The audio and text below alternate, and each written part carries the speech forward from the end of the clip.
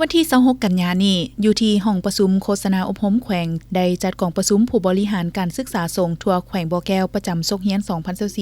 2024-2025 และแผนการพัฒนายุทธศาสตร์ภาคเพียรพยายามประจำศกเฮียน 2025-2026 โดยมีพระอาจารย์ใหญ่อาจญาธรรมคำเงินคำวงธรรมะปรามหาเถระ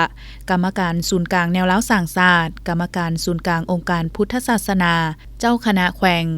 ท่านางอินผิวศิริปัญญาห้องหัวหน้าแผนกศึกษาธิการและกีฬาแขวงมีบรรดากรรมธิการองค์การพุทธศาสนาสัมพันธ์ล้าวแขวงพระมหาเทรานุเทระเจ้าคณะเมืองเจ้าอธิการวัดพระสงฆ์สามเณรห้องการศึกษาธิการและกีฬา5เมืองโรงเรียนอ้อมข้างแขวงนายบ้านภายในเทศบาลแขวงพร้อมด้วยแขกถึกเสริญเข้าร่วม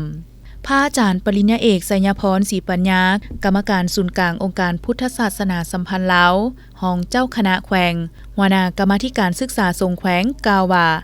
กองประชุมครั้งนี้เพื่อเสริมขยายมูลเสื่อพระพุทธศาสนาและเวียกงานศึกษาทรงทุกขั้นให้แทดเหมาะกับสภาพการเปลี่ยนแปลงใหม่ของภาครัฐแต่ละระยะ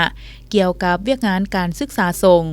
ตีราคาบรรดาการจัดตั้งปฏิบัตินิติกรรมสงฆ์ก็คือระเบียบกฎหมายฝ่ายบ้านเมืองในการเคลื่อนไหวเวียกงานการศึกษาสงฆ์ในระยะผ่านมาเช่นจุดดีพ้นเด่นจุดอ่อนข้อคงค้างและบทเรียนที่ทางแผนการยุทธศาสตร์การพัฒนาสงฆ์หัวมือทุกภาคส่วนให้กลายเป็นรูปธรรมและแผนการดำเนินเวียกงานศึกษาทรงแขวงนับมือบุกทะลุตามแผนยุทธศาสตร์สร้างเงื่อนไขที่เป็นท่าแห้งอำนวยความสะดวกให้แก่การศึกษาทรงทุกขั้นอย่างหีบด่วนบ่ว่าจะเป็นการค้นคว้านักเรียนสงฆ์ลงเผยแพร่ศีลธรรมให้แก่ศรัทธาก็คือนักเรียนนักศึกษาผู้สนใจทั่วไปอย่างมีจุดสุ่มเพื่อฉลองวันสถาปนาสาธารณรัฐประชาธิปไตยประชาชนลาวครบรอบ50 ปีพร้อมทั้งผ่านบทสรุปการจัดตั้งปฏิบัติแผนพัฒนาการศึกษาสงฆ์ศก 2024-2025 สถิติครูอาจารย์และนักเรียนโรงเรียนสงฆ์ศกปี 2024-2025 มีนักเรียนเข้าเรียนอยู่โรงเรียนมัธยมศึกษาสงฆ์แขวงต้นปีมีทั้งหมด275องค์ท้ายปี